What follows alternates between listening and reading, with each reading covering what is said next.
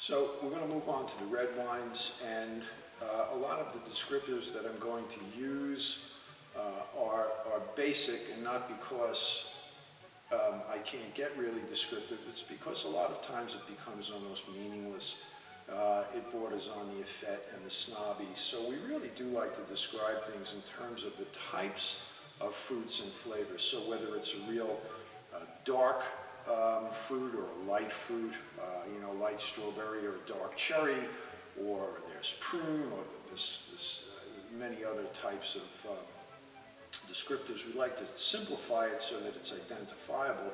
It always brings to mind that great scene from A Christmas Story by Gene Shepard, where he's got the soap stuffed in his mouth, and he says, "I always preferred Lux, but Lifebuoy, Palmolive had a certain after-dinner piquancy, heady, but with a mellow smoothness." It was perfect, and it basically put wine snobs in their place. So, we're now moving on to the red wines, and the first one we're going to do is a dry red. The name of the grape is Marechal Foch, and the history buffs among you might remember that Marechal Foch was the Supreme Allied Commander during World War I. So who better than to have a grape named after him? So we're going to open the bottle.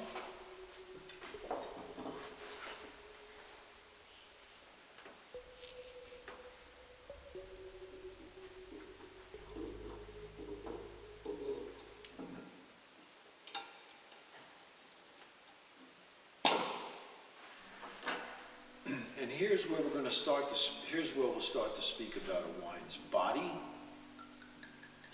light, medium, or full-bodied wine, and that sound, the sound of the wine pouring into the glass. The great Lydia Bastianich, the doyenne of Italian cooking in the United States, at the end of her show on PBS, after she'd get done cooking this extraordinary meal, she would always pour the wine into the glass, and she'd take a bite of the food, and then she'd take a sip of the wine, and even if you were just watching it on television, at that moment you were ecstatic, because you knew it was an ecstatic moment. So this is Marechal Foch. So this is what we would call a medium-bodied red. So the flavor palette is not intense, but it's really nice and full and fruity. And without getting too technical about it, just a word on legs. A lot of people look at the legs of the wine. If you tilt the wine and bring it back down, those little rivulets that follow it are an indicator of alcohol content many times, but they really are of no practical use. So we're not going to talk about those, but once again, we're going to talk about color and clarity. So again, this is a young wine. So it has a very purple color. It hasn't started to approach the ruby color that a slightly older one would have. And you judge the color by looking right at the very rim of the color against the white background. So again, the wine is clear. There aren't any faults or floaters in it. And we start again with the nose of the wine. Now right here, you could actually smell, it's a smell of alcohol, a little bit of acid,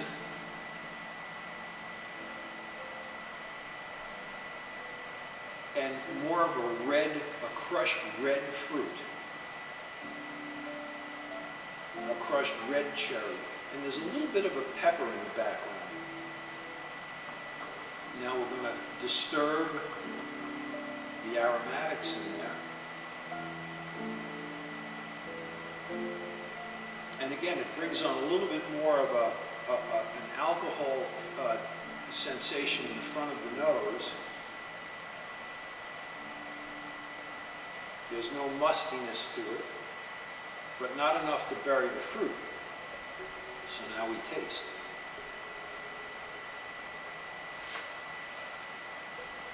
And this has a beautifully dry, rich fruit flavor.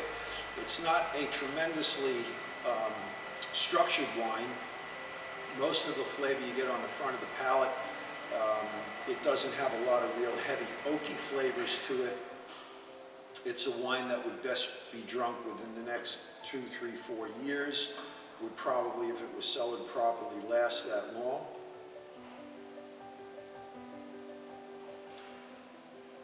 But it's a really nice medium fruity wine, and again, you get a lot of this, the flavor of crushed cherry, dark cherry.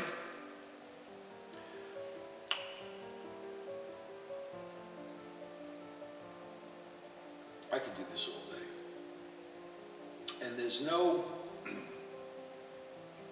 none of that Band-Aid flavor that you frequently get with some of these red wines. So this is just a nice medium-bodied fruity red wine,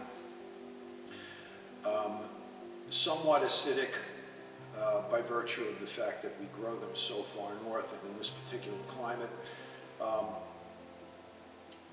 And then as you let it go and you get the aftertaste, it has a really nice bit of a savory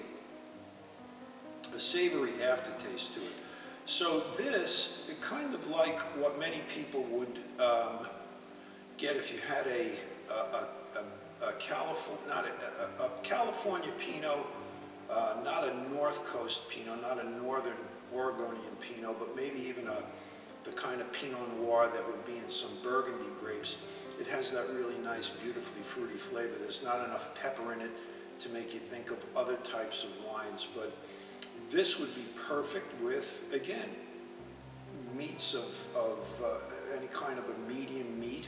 Definitely not a charbroiled ribeye, but anything, you know, a veal dish or a nice pork dish, something like that. And personally,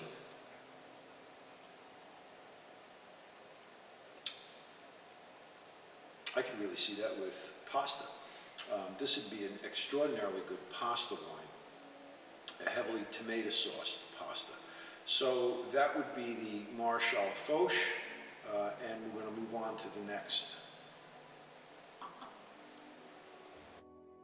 Our next wine is the Frontenac, made from the Frontenac Gris, which is actually a grape that was developed in Minnesota. Again, another hybrid grape that does very well in colder and more austere in northern climes.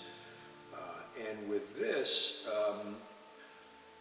interesting thing about winemaking is that you can take the same grape and make many different styles of wine, and the winemaker here, my brother Dominic, has decided to make this much more of the really powerhouse red wine. And there are ways to do that. You could leave it sit on the skins for a lot more. It gets a lot darker. It gets a lot more flavor that way. There are ways to craft a wine to kind of make it up to a certain point, do what you want it to do. And this particular wine we've created as a full-bodied red. So let me open the bottle.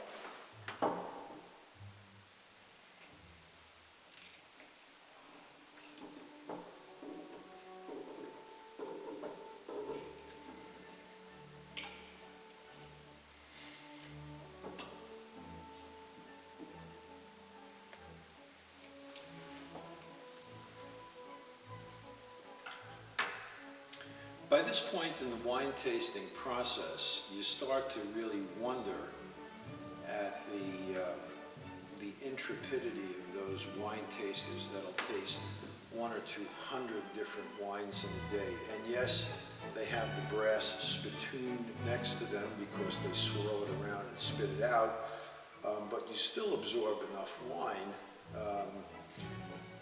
where if you're doing it to that level, how you're not hammering nails with your liver at a certain point, I don't know. So I'm going to stop well before that point. But this is the Frontenac, made from the Frontenac Gris, and it is also a dry red wine, but here are the differences. On the pour, you see it is much more densely colored. It's a much more densely purple wine, to the point where it carries the color right up to the lip. So as we hold it against the white paper, it is really, really deeply purple, dark purple. You can't really, unless you shine a light through it, judge clarity because the wine itself is so thick. Now, we've done this, and the wine is a clear wine, but it is a very rich looking wine. And when you see wines like this and taste wines like this, particularly the way the winemaker here makes it, if you're at all versed in the more northern Italian wines, that's what this brings to mind. So we now give it the initial nose, and you could actually pick up fruit up here. So this is a very powerful aroma. I'm a couple of inches above the glass, and I'm picking up a beautiful crushed dark fruit scent.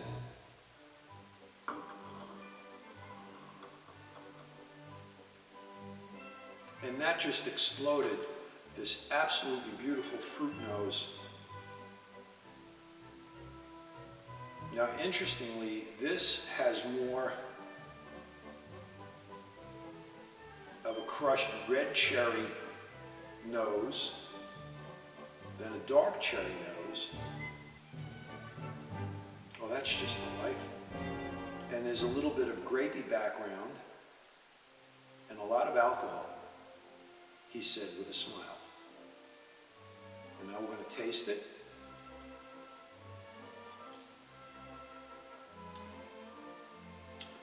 And that is just absolutely rich. Now, having said that, it's an explosion of fruit. It's also a little bit on the tight side.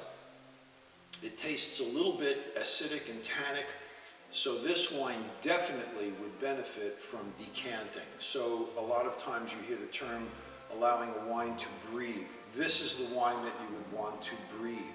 So by breathing, you allow an oxidation to occur that will soften the wine, decrease those amounts of tannins and acids, and allow the fruit to come out even more. And this is delicious.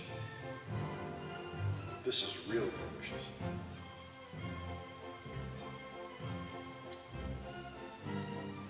It's absolutely heavenly. Interesting wine that you can get from Pennsylvania. We're a state that's not at the pinnacle of the wine aficionados list in this country, and that's unfortunate, because a wine like this, I challenge any connoisseur of wine to drink this and not thoroughly enjoy it. That is absolutely fabulous. So a wine like this now, as far as a palette of food flavors that this would go with, now you can get into much more of the heavier, the roasted meats. I would even put this, I would happily have this with a nice piece of steak, grilled steak. I would definitely have this with, and again, this is all very subjective. You know, you find guys that'll sit there and say, oh yes, this would just pair perfectly with escalope de veau farci Saskatchewan. Nonsense. You want a heavier, meatier flavor to stand up to a wine like this, and both would complement each other tremendously. So we've taken you through the white and red, the dry, semi-dry, and the light to strong wines, and with those we've given you a panoply of foods that you can pair with this that pretty well describe most of the things that we normally eat. If you just want to have cheese, this would stand up beautifully to a, I'm going to give you the cheese.